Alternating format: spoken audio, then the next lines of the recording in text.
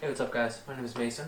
This is my Luke series where I'm doing a whole entire kind of audiobook or a reading through Luke. Today is Luke 9, and in the few of you that do listen, if I miss a point that you think like this verse is super important, let me know, because I don't have a Bible study where I'm at, so this is my Bible study, is this camera. Let's get into Luke 9.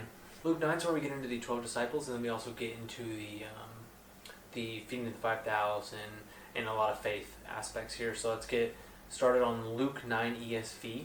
We're going to verse 1. And he called the 12 together and gave them power and authority over all demons and to cure diseases. And he sent them out to proclaim the kingdom of God and to heal. And he said to them, "Take nothing for your journey, no staff, nor bag, nor bread, nor money, and do not have 2 tunics. In whatever house you enter, stay there, and from there depart. And wherever they do not receive you, when you leave that town, shake off the dust from your feet as a testimony against them." And they departed and went through the villages, preaching the gospel and healing everywhere. So he's telling his disciples, go out, have faith that what I have planned for you in my ministry, this is what Jesus is saying, and my ministry is going to prevail, right? So he's telling them, only go into, don't constantly go from house to house and search for the better house. The person that accepts you, stay at their home, eat their food, eat their bread, break bread with them, all that. And have faith that God will provide exactly what you need through that journey, because he's planned it and laid it out for you to be there.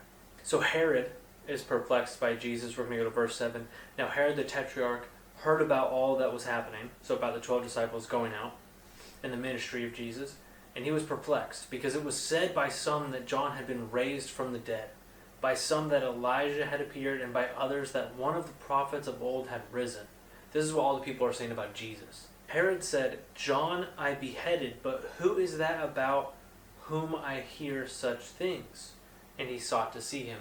So Herod is, like he says, perplexed here. Like Luke says, Herod's perplexed. But Luke is also talking about how Herod is hearing all these different things, all these different myths about Jesus and this miracle worker at the time. And Herod, because of sexual seduction, ended up beheading John the Baptist. So if it is really John the Baptist, he needs to speak to him, because he personally beheaded this guy. So he's extremely intrigued by the character of Jesus, or by the person of Jesus, and all these myths that he's hearing about. Oh, it's Elijah. Oh, it's John the Baptist reincarnated. All these things. That's why Herod wants to seek out and learn more, or figure out who this guy is. Jesus feeds the 5,000. This is when we get into the more of that faith aspect, like Luke talks about in that first paragraph there. Verse 10, on their return, the apostles told him all that they had done, and he took them and withdrew apart to a town called Bethsaida. When the crowds learned it, they followed him, and he welcomed them and spoke to them of the kingdom of God and cured those who had need of healing. Now the day began to wear away, and the 12 came and said to him, "Send the crowd away to go into the surrounding villages and countryside to find lodging and get provisions, for we are here in a desolate place." But he said to them, "You give them something to eat." They said, "We have no more than 5 loaves and 2 fish. Unless we are to go and buy food for all these people." For there were about 5,000 men. And he said to his disciples, "Have them sit down in groups of about 50 each." And they did so, and had them all sit down. And taking the 5 loaves and the 2 fish, he looked up to heaven and said a blessing over them. Then he broke the loaves, gave them to the disciples to set before the crowd. And they all ate and were satisfied. And what was left over was picked up 12 baskets of broken pieces. This is 12 baskets of bread and fish. And they all ate and were satisfied, and what was left over was picked up 12 baskets of broken pieces. This is broken off pieces of fish and bread. So think about that.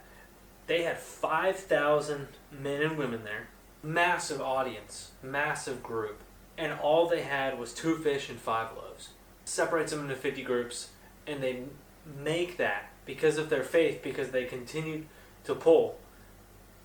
They continued to break the bread and continued to pull fish and give fish. They had faith that Jesus would provide. Just like when Jesus sent his apostles out, his 12 apostles, they are supposed to have faith that when they go out, He's got a plan for them, and He will provide no matter what. You're giving your life to God, and He will provide for you because He's got a plan for you. So you have faith that He will provide, even though you know that, like, in our human brains, we can't do this, but since He's God, He can. And He will provide for you, and He's planned to provide for you. Alright, so let's go on to verse 18. Now it happened that as He was praying alone, the disciples were with Him, and He asked them, "Who do the crowds say that I am?" And the disciples answered, "John the Baptist, but others say Elijah, and others that one of the prophets of old has risen."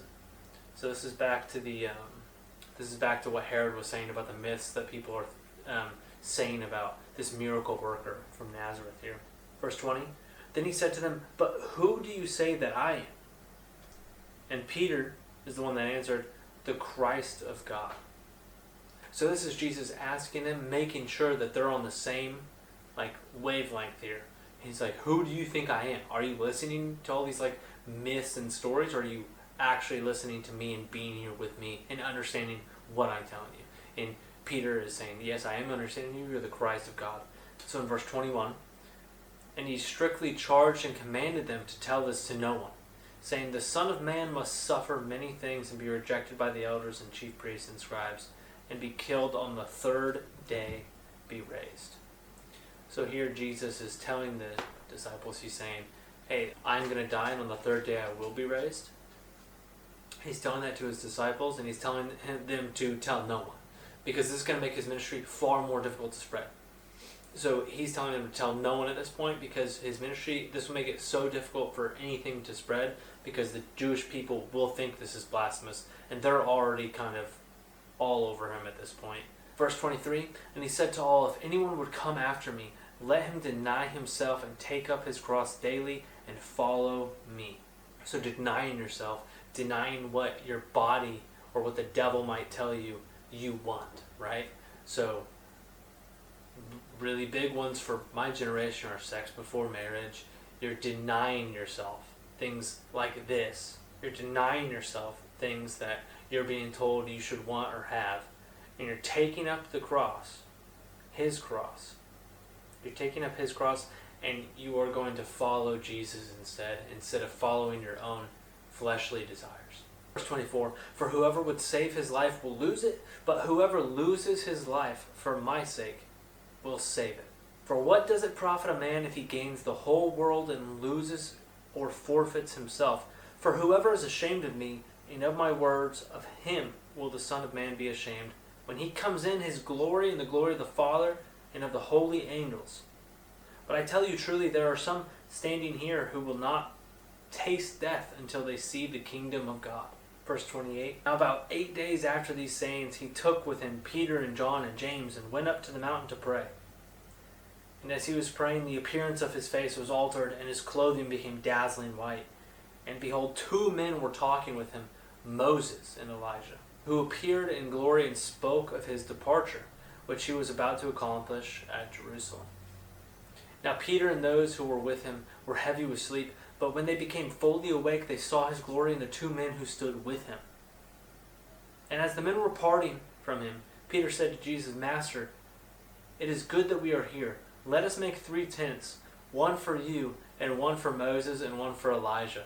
Peter's not realizing they're about to leave. Peter's like, "Hey, let's all hang out. I'm trying to hang out with Elijah and Moses, and I already got Jesus here. Now Elijah and Moses are here. I'm trying to hang out with these guys. Why would you not want to hang with them?" And that's exactly what He's doing. That's exactly what Peter's doing. Peter's trying to get him to stay there a little bit longer, maybe so that he can talk to him, ask him questions, figure out what's going on, just really understand what's happening, right? And of course, he, not knowing what Jesus had said, as He was saying these things, a cloud came and overshadowed them, and they were afraid as they entered the cloud. And a voice came out from the cloud saying, "This is my Son, my chosen one. Listen to Him." And when the voice had spoken, Jesus was found alone. And they kept silent and told no one in those days anything of what they had seen.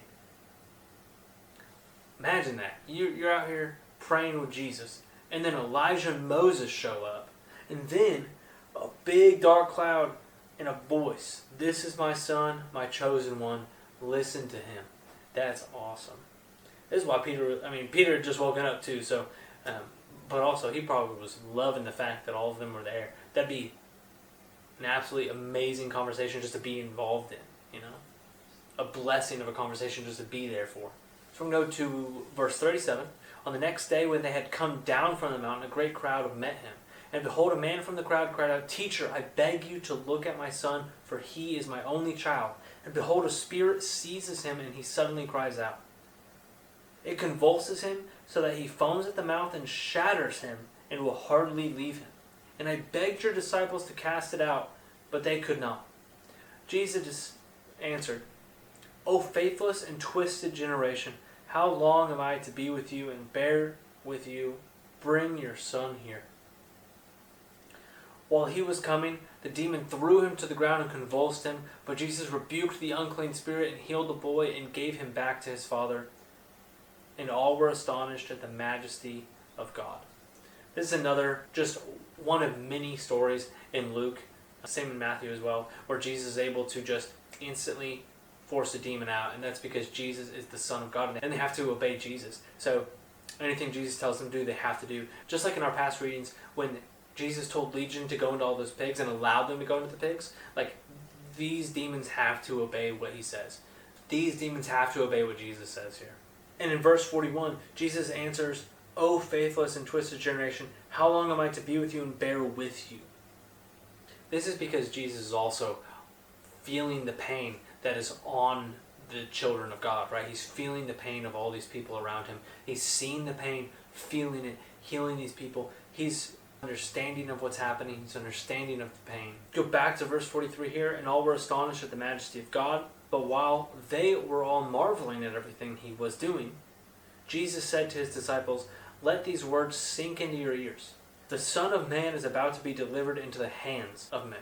But they did not understand the saying, and it was concealed from them so that they might not perceive it, and they were afraid to ask him about that saying.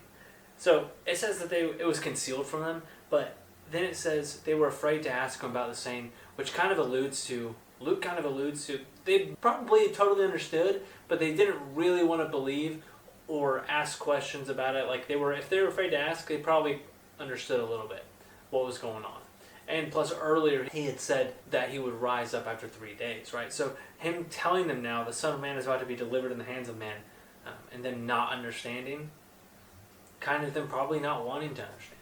In verse 46, an argument arose among them as to which of them was the greatest. But Jesus, knowing the reason of their hearts, took a child and put him by his side, and said to them, "Whoever receives this child in my name receives me.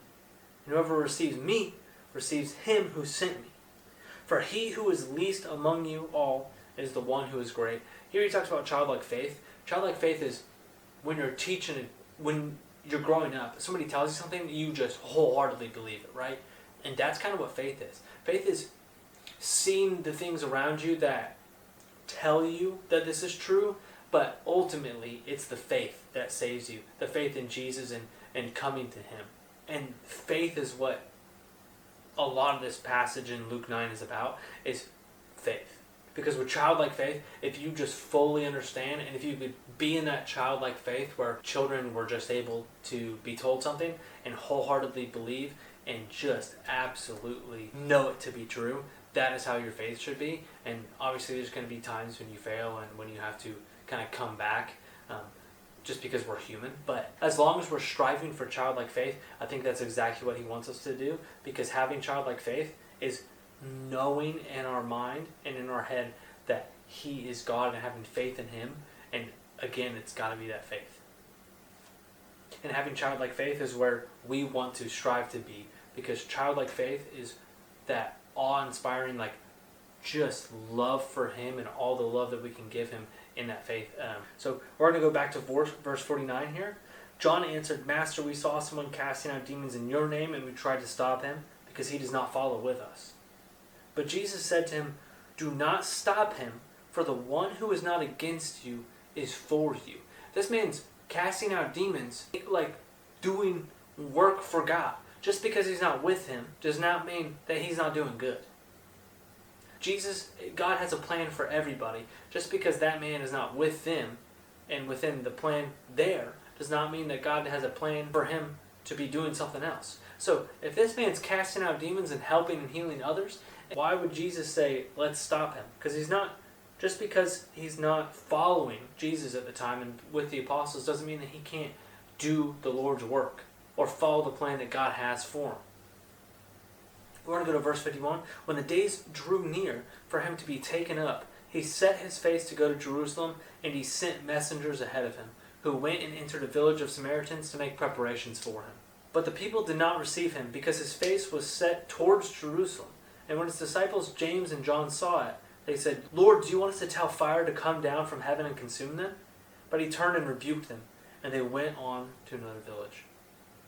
Just back in the first passage here in Luke 9, if we go back to the first passage in Luke 9, what Jesus told his disciples, let's go back to it real quick. He says, wherever they do not receive you, when you leave that town, shake off the dust from your feet as a testimony against them. And that's exactly what they're doing here, is they're shaking off the dust, shaking the dust off their feet and continuing on to the next village or the next town. Verse 57, as they were going along the road, someone said to him, I will follow you wherever you go. And Jesus said to him, foxes have holes and birds of the air have nests, but the Son of Man has nowhere to lay his head. To another he said, follow me. But he said, Lord, let me first go and bury my father. And Jesus said to him, leave the dead to bury their own. But as for you, go and proclaim the kingdom of God. Yet another said, I will follow you, Lord, but let me first say farewell to those at my home. Jesus said to him, no one who puts his hand to the plow and looks back is fit for the kingdom of God. So Jesus is telling them here, you need to be able to drop everything, deny yourself, like at the beginning of Luke again, deny yourself and follow him wholeheartedly. Have that childlike faith in him and follow him, because he's got a plan for you and he will provide, and you need to have faith that he will provide for you. So the first person comes to him with a legitimate reason. He says, leave the dead to bury their own dead, but as for you, go and proclaim the kingdom of God. Jesus is telling him, have faith, have that childlike faith, deny yourself. You are on worldly ground, but you need to be following Jesus and doing what he's telling us to do. It's all about the first response. So that person's first response, even though he said, hey, Lord, I want to follow you, his first response was, actually, first, I need to go bury my father. And Jesus, especially back then, it was a really important duty to honor your parents when they deceased by burying them, right? But that's not, Jesus isn't saying, hey, your parents don't matter. He's saying your first response should have been to completely obey me. Not make an excuse to not follow me. Especially because burial at this period in Judaism involved a year-long period. So when the body was first buried, and then a year later when the bones of the deceased were placed in a box, through this was a basic family obligation. Jesus is teaching the priority of the kingdom over family. So your family, yes, you need to listen to your parents, and you should be respecting your family and your elders, but Jesus is over your family. Jesus, God, is number one no matter what. And that's what you should be thinking and doing all the time. He is number one. You should not immediately pull excuses to be like, I can't follow you now because of this. And that's the end of Luke 9. We're going to hit Luke 10 on, I believe, Monday or Friday. We're doing these every Monday or Friday. So if you're listening to these, if you have verses you like, if there's something I haven't gone over super well, please write it down in the comments so that I can do more study on it, because again, I don't have a Bible study and this is kind of Bible study. So thank you guys, and I will see you guys for Luke 10.